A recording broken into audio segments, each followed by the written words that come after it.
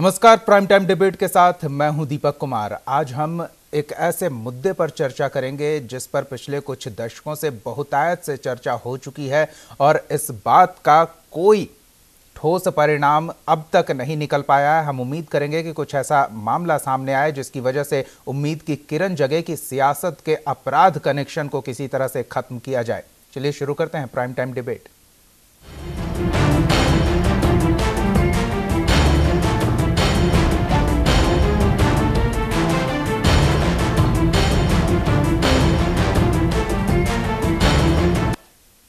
एक बार फिर सियासत के अपराध कनेक्शन की चर्चा मौजूद इस वजह से है क्योंकि हजारीबाग कोर्ट ने आरजेडी के नेता और पूर्व सांसद प्रभुनाथ सिंह को हत्या के एक मामले में 22 साल बाद दोषी करार देते हुए उम्र कैद की सजा सुनाई है। ये रिपोर्ट देखिए। प्रभुनाथ सिंह को उम्र कैद की सजा। 22 साल बाद प्रभुनाथ सिंह को उम्र कैद की सजा। हजारीबाग सेशन कोर्ट का फैसला। प्रभुनाथ सिंह 1995 में मशरक सीट पर अशोक सिंह से चुनाव हार गए थे। 3 जुलाई 1995 को अशोक सिंह की उनके आवास पर हत्या कर दी गई थी। आरजेडी का एक और बाहुबली सांसद सलाखों के पीछे है। हजारीबाग सेशन कोर्ट ने 1995 के चर्चित अशोक सिंह हत्याकांड में आरजेडी के पूर्व सांसद प्रभुनाथ सिंह और उनके 2 साथियों को उम्र कैद की सजा सुनाई है। 302 में लाइफ है। हाँ, तीनों को और 40,000 रुपये फाइन। तीनों को उम्र कैद की सजा। उम्र कैद की। और बाकी 307 में 10 साल है। 324 में 3 साल है। एक्सप्लोसिव में 3, 4, 5 तीनों में 10 साल फाइन। 10 साल के अलावा कुछ 40,000 रुपये की बात है। वो फाइन अलग। कितने का फाइन है सर? 40,000 रुपये।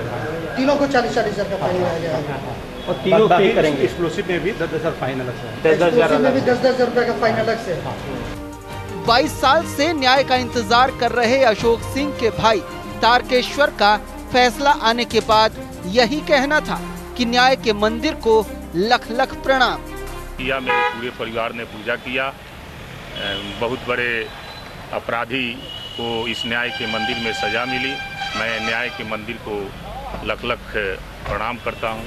लेकिन 22 साल से पति की तस्वीर को इसी तरह हाथों में थामे अशोक सिंह की पत्नी चांदनी सिंह को हालांकि फैसले पर संतोष है, लेकिन उनकी नजर में ये सजा काफी छोटी है। मेरे लिए तो संतुष्टि की बात है, लेकिन पूरी तरह संतुष्ट हम नहीं हैं। हम तो फांसी की मांग पर थे, लेकिन आगे जो भी हाई कोर्ट सुप्रीम कोर्ट तक जाना होगा इस लड़ाई के लिए, तो आगे हम जाएंगे और आगे ये संघर्ष की लड़ाई हम लड़ते रहेंगे तब तक कि दूसरा कोई प्रभुनाथ सिंह पैदा ना हो और दूसरी कोई विधवा ना हो। पहले शहाबुद्दीन, फिर राज बल्लभ और अब प्रभुनाथ सिंह, आरजेडी के दिग्गजों की लंबी फहरिस्त है जिन पर संगीन अपराधों के इल्जाम रहे। खुद सुप्रीमो लालू प्रसाद यादव पर भ्रष्टाचार के नित नए आरोप लग रहे हैं। खास बात ये कि शहाबुद्दीन की तरह प्रभुनाथ भी आरजेडी की राष्ट्रीय कार्यकारिणी के सदस्य हैं। आखिर क्यों ऐसे दागियों पर सियासत चुप्पी साध जाती है?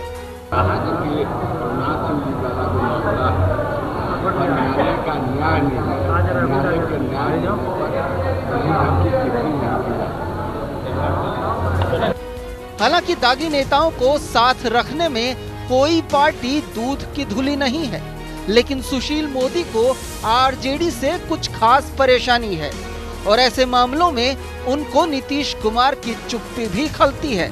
अगर बचा रहे होंगे तो नीतीश कुमार बचा रहे होंगे। बीजेपी कभी ऐसे लोगों को बचाने का काम, और हम लड़ते रहे, और प्रभुनाथ सिंह के खिलाफ अगर लड़ने का काम किया तो बीजेपी ने, सुशील मोदी ने और सिग्रीवाल ने, हम लोग लड़ने का काम करते रहे गठबंधन में रहकर भी उनके खिलाफ। तो हम लोग कभी प्रभुनाथ सिंह और शहाबुद्दीन जैसे लोग उनको न कभी संरक्षण दिया न संरक्षण देंगे, और उन्होंने गठबंधन में लगातार, आपको मालूम, कई बार संकट पैदा करने का काम किया था प्रभुनाथ सिंह। इसलिए मित्रों, बीजेपी ऐसे लोगों को संरक्षण नहीं देती, और आज जब सजा हो गई कल आप कह सकते थे कि आरोप था, निकाले आरजेडी, निकाले लालू यादव, उनको पार्टी से निकालें अपनी जो है। वाकई कभी कभी लगता है कि अपराध और राजनीति का कुछ खास कनेक्शन है। हर पार्टी में दागी, दबंग और अपराधी किस्म के लोग रहे हैं और शायद रहेंगे। कानून की चौखट भले ही उन्हें सलाखों के पीछे डाल दे, लेकिन ऐसे लोगों को हम लोकतंत्र के मंदिर में एंट्री ही क्यों देते हैं? ऐसे में कुछ दोषी तो हम भी हैं। हजारीबाग से दीपक पासवान और पटना से अमित कुमार की रिपोर्ट, न्यूज़ इंडिया।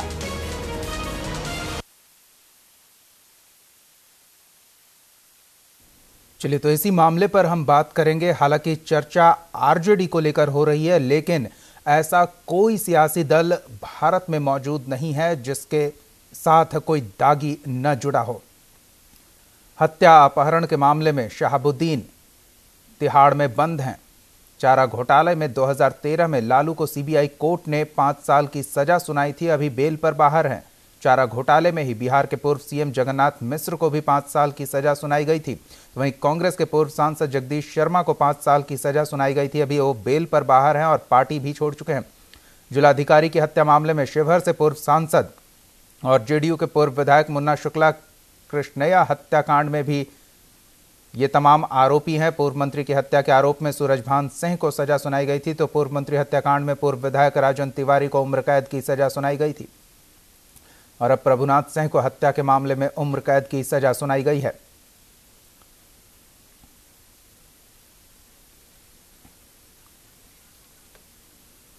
तो इसी मामले पर हम बात करेंगे। हमारे साथ कुछ मेहमान जुड़े हुए हैं, उनसे आपका परिचय करा दें। हमारे साथ बीजेपी नेता इंजीनियर अजय यादव जुड़े हुए हैं, साथ ही राजद के कार्यकारिणी सदस्य प्रमोद यादव और वरिष्ठ पत्रकार राजनीतिक विश्लेषक इरशादुल हक जो भी जुड़े हुए हैं।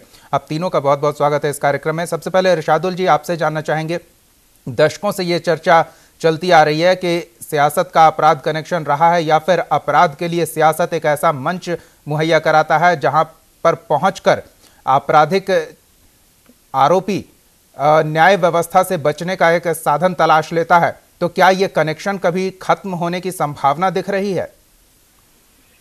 देखिए, राजनीति और अपराध का जो संबंध है वो चोली दामन का संबंध रहा है। शुरू से ही, दशकों से ये चीजें सामने आती रही है। कई बार जो है सो कुछ सामाजिक संगठन इस पे आवाज उठाते रहे हैं कि जो क्रिमिनल बैकग्राउंड्स के लोग हैं उन्हें राजनीति में जगह नहीं दी जाए, उन्हें चुनाव में टिकट नहीं दिया जाए। सैद्धांतिक रूप से तमाम पार्टियां इस बात पे जोर देती हैं कि हम अपराधियों से बचें, लेकिन व्यवहारिक रूप में ऐसी स्थिति कभी नहीं बनती कि पार्टियां ऐसे आपराधिक चरित्र के लोगों को दल से निकालें या उन्हें टिकट न दें, क्योंकि मुझे लगता है कि उनकी जो बड़ी पहचान होती है समाज में, उस पहचान के बूते वो जीत सकते हैं और इसमें कोई भी पार्टी अछूती नहीं है। किसी पार्टी में ज्यादा, किसी में कम, इस तरह के आपराधिक चरित्र के लोग हैं और वो चुनाव जीतते रहे हैं। कई नेता तो ऐसे हैं जो अपराध में शामिल रहे हैं और जेल की सलाखों से के अंदर से वो चुनाव जीत जाते हैं। बिल्कुल। तो राजनीतिक दलों के लिए ये एक सुविधाजनक स्थिति होती है कि वो ऐसे लोगों को टिकट दें और वो जीते ताकि वो उनकी सरकार बने। बिल्कुल। ताजा मामला जो प्रभुनाथ सिंह का है उसमें आपने देखा और आपने बताया भी है कि 22 साल पहले जो हत्या हुई थी उस मामले में उनको सजा मिली है। ये चिंताजनक बात है कि 22 साल लग जाए, अपराध कोई करे और 22 साल के बाद उसको सजा हो। ठीक है, इस सजा का स्वागत होना, इस फैसले का स्वागत होना चाहिए, लेकिन सवाल यह है कि जिसके घर में हत्या हुई, जो परिवार इससे बर्बाद हुआ, प्रभावित हुआ, उसकी वह पीढ़ी तो सजा नहीं देख पाई। जो बच्चे रहे होंगे और जो वो बिलख रहे होंगे, वो बच्चे अब जब जवान हो गए हैं तो उनको इसमें बहुत ज्यादा इंटरेस्ट नहीं होगा। वो ये मतलब उनकी जख्मों को उस वक्त अगर भरा जाता 2 साल 3 साल के अंदर में ये फैसला आ गया होता तो ज्यादा अच्छा होता जी। लेकिन फैसला आया है, इसका स्वागत शायद इसी वजह से राजनीतिक मंच की बात हो रही है कि राजनीतिक मंच एक ऐसा जगह, एक ऐसे प्लेटफॉर्म तैयार कर देता है उन लोगों के लिए जहां वो न्यायिक व्यवस्था से बचते रहते हैं। जी चलिए प्रमोद जी के पास चलते हैं। प्रमोद जी, आखिर ऐसी क्या मजबूरी है, केवल आपके दल की बात नहीं कर रहे हैं, सियासत को अगर हम देखें तो क्या मजबूरी है कि वो अपराध का साथ नहीं छोड़ सकती? देखिए दीपक भाई, इसमें सबसे पहली बात तो मैं ये बता देना चाहता हूँ कि अभी हमारे पत्रकार विद्वान साथी ने कहा कि देश की कौन सी ऐसी राजनीतिक पार्टियां हैं जिसमें अपराधियों को संरक्षण नहीं दिया गया है। मैं खुल करके इस पर बात करना चाहता हूँ। मैं अपनी पार्टी की केवल बात नहीं करूंगा, चाहे बीजेपी की बात हो चाहे देश की तमाम पार्टियां हो, उनमें जो आपराधिक छवि के हैं या उस पृष्ठभूमि के लोग हैं, सभी लोगों को हर समय उन लोगों ने महत्व दिया है। और आज की परिस्थिति में जहां तक मैं जानता हूं, जो श्री नरेंद्र मोदी जी आज देश के प्रधानमंत्री है और अमित शाह जी राष्ट्रीय अध्यक्ष हैं, पूरा देश उनके विषय में जानता है कि उनकी जो प्रारंभिक रोल था गुजरात में जब वे लोग पावर में थे, अमित शाह जी तो जेल तक ले गए, तो क्या वे अपराधी नहीं है? वैसी परिस्थिति में अगर बीजेपी वाले लोग कूद करके और जनता के बीच में आकर के मीडिया के माध्यम से किसी पार्टी के छवि को खराब करने के लिए और यह कहना कि अपराधियों को ही केवल संरक्षण अमुक पार्टी के द्वारा दी जाती है, मैं इस बात से इत्तेफाक नहीं। लेकिन प्रमोद जी, आप किसी को अपराधी कहेंगे तो वो अपराधी नहीं मान लिया जाएगा जब तक हमारी न्यायिक व्यवस्था का प्रावधान है, और उस व्यवस्था के तहत जब तक किसी को अपराधी करार नहीं दिया जाता, कैसे कोई अपराधी मान ले? ऐसे में किसी व्यक्ति विशेष का 4-5 लोगों का नाम गिनाकर आप खुद की जिम्मेदारियों से तो कन्नी नहीं काट सकते। नहीं, बिल्कुल दीपक जी, मैं इस बात को स्वीकार करता हूं, लेकिन लोकतंत्र में मैं जानता हूं कि सबसे मजबूत न्याय तंत्र जनता की अदालत होती है, और जनता अगर मानती है कि अमित शाह अपराधी प्रवृत्ति के थे, भले न्यायालय से उन्हें बरी कर दिया गया हो, इस आधार पर वो कह सकते हैं न्यायालय से बरी हो चुके हैं। तो प्रमोद जी, आप जिस आधार पे कह रहे हैं जनता की अदालत है, तो जनता ने उस पार्टी को देश का शासन चलाने की जिम्मेदारी सौंपी है जिसके राष्ट्रीय अध्यक्ष आपके हिसाब से अपराधी हैं, और उस पार्टी का नेता जो देश का प्रधानमंत्री है वो आपके हिसाब से अपराधी है, तो जनता की अदालत में भी तो वो मुक्त हो गए, तो फिर उन्हें अपराधी किस हिसाब से कहा जा रहा है? बिल्कुल बिल्कुल, तो यही मैं कह रहा हूँ दीपक जी कि लालू प्रसाद यादव जी को न्यायालय ने दोषी करार दिया, और हम लोगों ने न्यायालय का सम्मान करते हुए स्वीकार किया कि हमारे राष्ट्रीय अध्यक्ष श्री लालू प्रसाद स्वीकार किया? राजनीति में तो वो सक्रिय हैं, एक संगठन चला रहे हैं। जनता ने उन्हें 3-4 बार भारी बहुमत से सत्ता सौंपी है।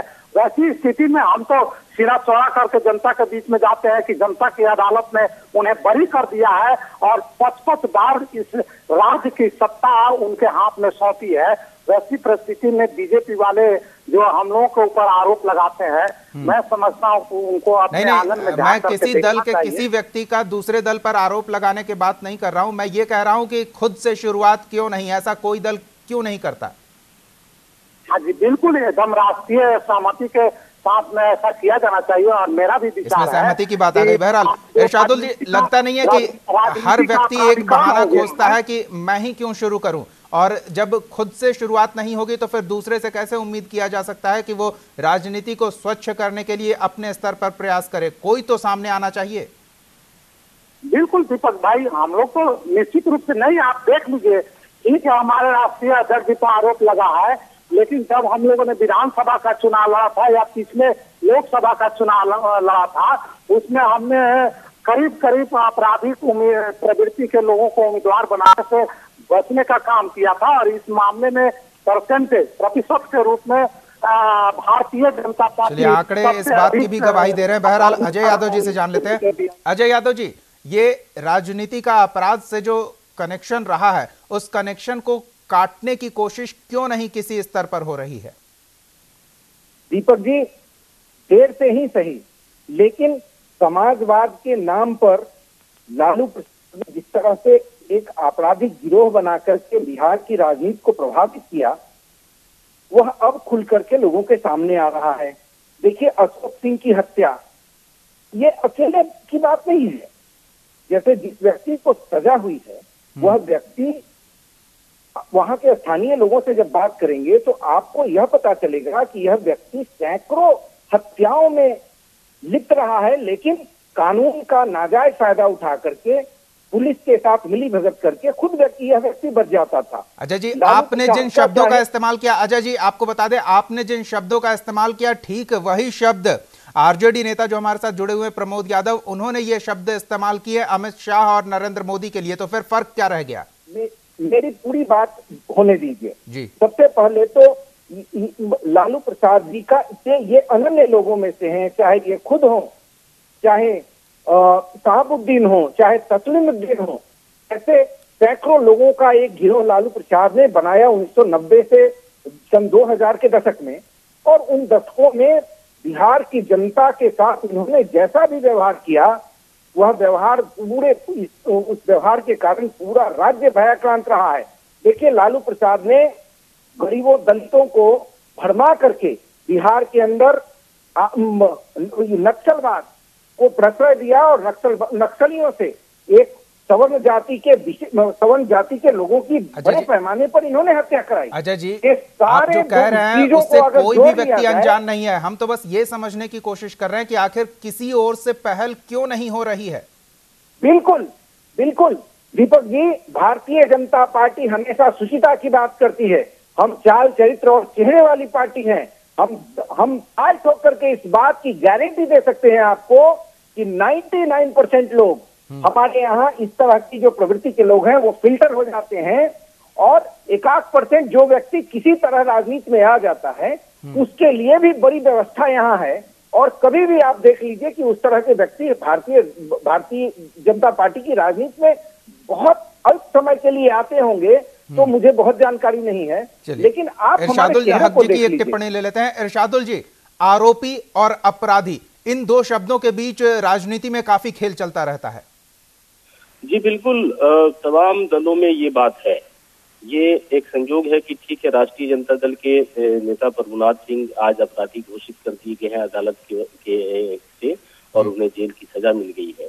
कल यही प्रभुनाथ सिंह हो सकता है कि हाईकोर्ट जाएंगे, और हाईकोर्ट में जाने के बाद वो वहां पे अपने लिए जमानत की अर्जी डालेंगे और वो हाईकोर्ट में लड़ना चाहेंगे, या उसके ऊपर की जो अदालतें हैं वहां जाना चाहेंगे। तो फिर वो बरी हो सकते हैं। हो सकता है कि कोई बढ़िया वकील उनको मदद कर दे और वो ये फिर से अपना पक्ष रखें ऊपर की अदालतों में। दिक्कत यहाँ ये पूरे सिस्टम में है। इसके लिए कोई एक पार्टी सिर्फ जिम्मेदार नहीं है। आपको याद होगा, जब भारतीय जनता पार्टी सत्ता में नहीं थी तो लोकपाल के गठन के लिए बड़े आंदोलन चलाए गए थे। आम आदमी पार्टी ने भी चलाया था, तमाम पार्टियों ने चलाया था। लोकपाल जो है भ्रष्टाचार को रोकने के लिए एक बहुत बड़ा हथियार है। हम इस तरह के कानून ला सकते हैं कि जो लोग अपराधी घोषित कर दिए गए हैं उनको राजनीति में प्रश्रय न मिले, जनता जो को उस तरह का विकल्प ही न दिया जाए कि जनता ऐसे लोगों को चुनने पे बेबस हो। तो इस तरह की स्थितियां पैदा हो और इस तरह की स्थितियां बनाई जाए और ये कोशिश की जाए। इरशादुल जी, इस तरह की कोशिशें होती भी दिख रही है और उनका परिणाम भी सामने दिख रहा है। एक उदाहरण जो हमारे सामने है, लालू प्रसाद यादव, जो फिलहाल अयोग्य हैं चुनाव लड़ने के लिए क्योंकि उन्हें सजा सुनाई गई है, लेकिन वो अपराधी करार दिए जा चुके हैं। एक लंबी न्यायिक प्रक्रिया के बाद ये प्रक्रिया अभी हमने देखा प्रभुनाथ से मामले में 22 साल तक चली और 22 साल तक वो आरोपी रहे। ऐसे न जाने कितने आरोपी हमारे राजनीतिक व्यवस्था में हैं, वो जब तक आरोपी सिद्ध नहीं हो जाते हैं, जिसके लिए दशकों तक इंतजार करना पड़ सकता है, तो क्या तब तक वो अपराधी नहीं माने जाएंगे और इसी तरह से बाहुबल पर शासन चलाते रहेंगे? देखिए, तकनीकी रूप से तो उन्हें अपराधी घोषित नहीं ही किया जा सकता है जब तक कि अदालत किसी को अपराधी घोषित न कर दे। हम या आप या कोई, यह अगर हम जान भी रहे हैं कि किसी ने हत्या की है, मैंने अपनी आंखों से देखा है, तब भी मेरी बात उस वक्त तक सत्य नहीं साबित हो सकती है जब तक कि अदालत इससे मुहर न लगा दे। तो ऐसी स्थिति में अपराधी तो वो तब होगा जब अदालत कह दे। लेकिन हमें इस तरह की सिस्टम को विकसित करने की जरूरत है कि जो लोग इस तरह के हैं उन्हें राजनीतिक अधिकारों से वंचित किया जाए। इस पे बहुत बहस की जरूरत है और इस तरह पे कई चीजों पे इस पे अध्ययन की जरूरत है और उसके बाद हम किसी नतीजे पे पहुंच सकते हैं। बिल्कुल, एक कोशिश होती दिख रही है। अगर उस कोशिश पे हम बात कर लें अजय यादव जी से। अजय जी, नरेंद्र मोदी भी इस चीज के पक्षधर रहे हैं कि राजनीतिक व्यवस्था में आपराधिक चरित्र के लोग न शामिल हों। इस दिशा में क्या कोई महत्वपूर्ण कानून की उम्मीद की जा सकती है? सबसे पहले मैं राष्ट्रीय जनता दल के जो साथी हैं उनका जवाब दे देता हूँ। देखिए, जिस राजनीतिक दल का राष्ट्रीय अध्यक्ष पूरे परिवार के साथ आर्थिक अपराध में लिप्त हो गया हो, आज की ही बात देख लीजिए, एनफोर्समेंट डायरेक्टरेट ने मीसा भारती जी के चार्टेड अकाउंटेंट के घर अजय छापा जी, मारा। कोशिश करें कि उस मामले में विस्तार से न जाएं, क्योंकि सब लोग जानते हैं क्या कुछ हो रहा है, वक्त भी हमारे पास कम है। आप केवल इतना बताएं कि आप बीजेपी इस दिशा में कोशिश करेगी। बिल्कुल, भारतीय जनता पार्टी हमेशा से सुचिता की बात करती है, आज की बात नहीं है दीपक जी। तो फिर जनप्रतिनिधियों के ऊपर लगे आरोपों का फास्ट ट्रैक कोर्ट में निष्पादन क्यों नहीं होता? आप हमारे यहाँ बहुत तरह का फिल्टर है। यहाँ पर चुनाव जिताओ राजनीतिक कार्यकर्ता नहीं चाहिए। यहाँ हम कैडर बेस्ड पार्टी हैं, हम दुनिया की सबसे बड़ी राजनीतिक पार्टी है, 10 करोड़ हमारे कार्यकर्ता हैं और उनमें मैक्सिमम लोग फिल्टर होकर के आते हैं जो जिनकी छवि अच्छी हो, जो सुचिता में विश्वास रखते हो। लेकिन इस फिल्टर के बावजूद कहीं ना कहीं कुछ ऐसे लोग भी पार हो जा रहे हैं। बहरहाल प्रमोद जी की एक प्रतिक्रिया लेते हैं। प्रमोद जी, बिहार में भी इस तरह के कई लोग हैं और आप सत्ताधारी दल के सहयोगी हैं, ऐसे में क्यों ना कोशिश हो बिहार से शुरू की जाए? नीतीश कुमार भी जीरो टॉलरेंस की बात करते हैं भ्रष्टाचार को लेकर, अपराध को लेकर, और फिर फास्ट ट्रैक कोर्ट में क्यों नहीं जाते इस तरह के मामले? प्रमोद जी, चलिए संभवतः संपर्क टूट गया। बहरहाल वक्त हमारे पास नहीं है। बहुत बहुत धन्यवाद प्रमोद यादव, इरशादुल हक जी और अजय यादव जी इस चर्चा में शामिल होने के लिए। उम्मीद की जाती है कि जो जनप्रतिनिधि हैं वो स्वच्छ छवि के लोग हों, लेकिन कई बार सियासत से प्रेरित आरोप भी लगाए जाते हैं उनकी छवि धूमिल करने के लिए, और इस तरह की बातें अमूमन सामने आती रहती है और साबित भी होती हैं। लेकिन इस बात का विशेष ख्याल रखना चाहिए कि जो आपराधिक पृष्ठभूमि वाले लोग हैं उन्हें राजनीतिक मंच न मुहैया कराया जाए, और इसके लिए सभी दल दोषी हैं, क्योंकि कहीं से भी कोई शुरुआत होती नहीं दिख रही है। हम उम्मीद कर सकते हैं कि आने वाला वक्त इस दिशा में कोई महत्वपूर्ण करवट लेगा और सियासत का अपराध कनेक्शन खत्म होगा। प्राइम टाइम डिबेट में फिलहाल इतना ही। आप देखते रहिए न्यूज इंडिया। आप हमारे चैनल को YouTube पर सब्सक्राइब कर सकते हैं न्यूज इंडिया निम्स पर। इसके अलावा आप ट्विटर पर भी हमें न्यूज इंडिया 17 पर फॉलो कर सकते हैं। फेसबुक पर आप newsindia.nimsuni पर हमें लाइक कर सकते हैं।